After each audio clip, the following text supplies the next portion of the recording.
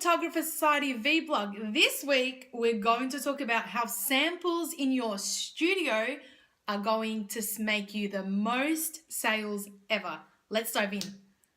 Okay, so we're going to talk about why it's essential to have samples in your studio. We're also going to talk about why seeing is selling, and also how to strategically use these samples to sell your most profitable items or packages. So let's dive in, guys.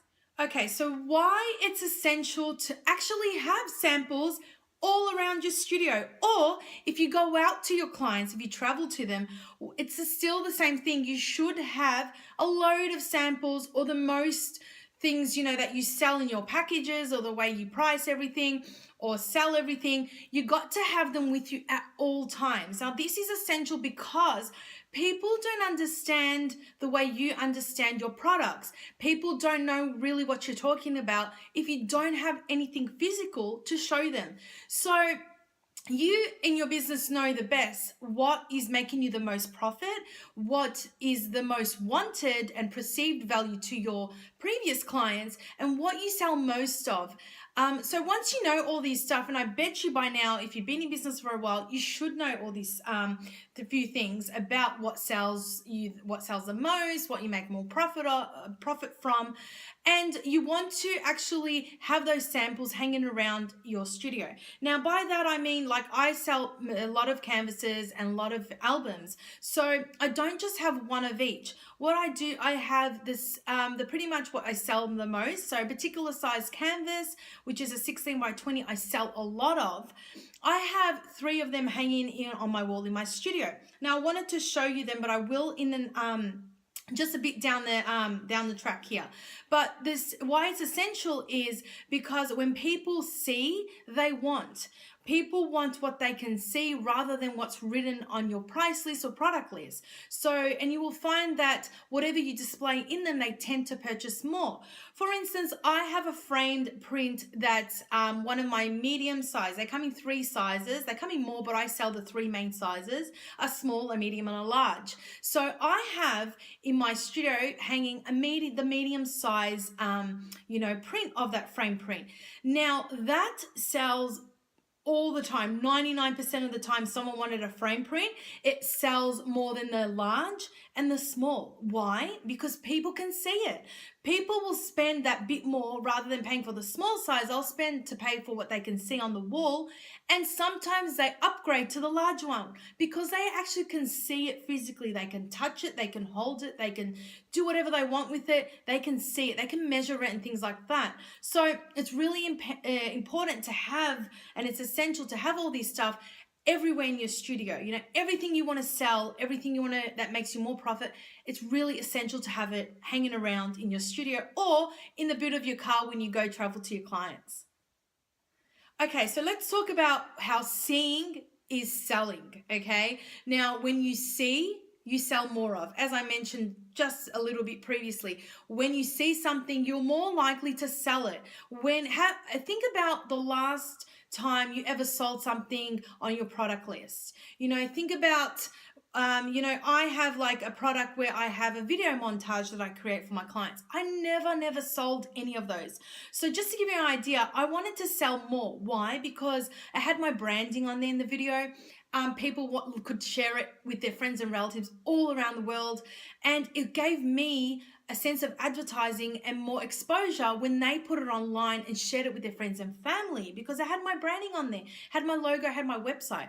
So what I did to sell more of that, I actually created a slideshow with all my beautiful images, and I put it into one of those DVD, players. They're called the DVD slideshow things, where you put all the images into one USB, and I put the actual video at the time, and then it plays the slideshow that you would probably create similar for your client and sell to them. So while my newborn session, that would keep playing over and over with beautiful music, beautifully edited montage of images. So people would ask me, wow, that's beautiful. And I would sell it that way. I would mention it, that's a product that I offer if they wanted something like that. And a lot of people, when they purchased it, they actually bought those DVD slideshow players to actually have sitting in their home with their baby images with the video that I created. So there you go. That's another form of advertising. So that's why seeing is selling. And that's just to give you an idea of how you can pick a product that you want to sell that makes you more profit. Like that product would have only cost me the membership I pay for Animoto that I use. And you know, that makes me pure profit. So I wanted to sell more of that, and that's how I advertised it in my studio where my clients saw it, and that's how I sold it. Okay, so we're going to talk about how to strategically, sell all this, and, how to make more from once you got everything up in your studio and everything ready to sell. So as I mentioned earlier, my most favorite sold canvas is a 16 by 20, and I wanted to share one with you today because I don't normally in the big vlogs, but it's a 16 by 20 hand made canvas. And this is the most, the most common size. Why? Because I have 3 of them hanging on my studio wall, and there's such a great size for any type of, any size home or any space as well. They're not too big and they're not too small. Plus, they make me quite a good amount of profit. Now, they come in a set, or they can easily, because of the size is so convenient, they can be sold individually. And that's the way I structure it as in my business.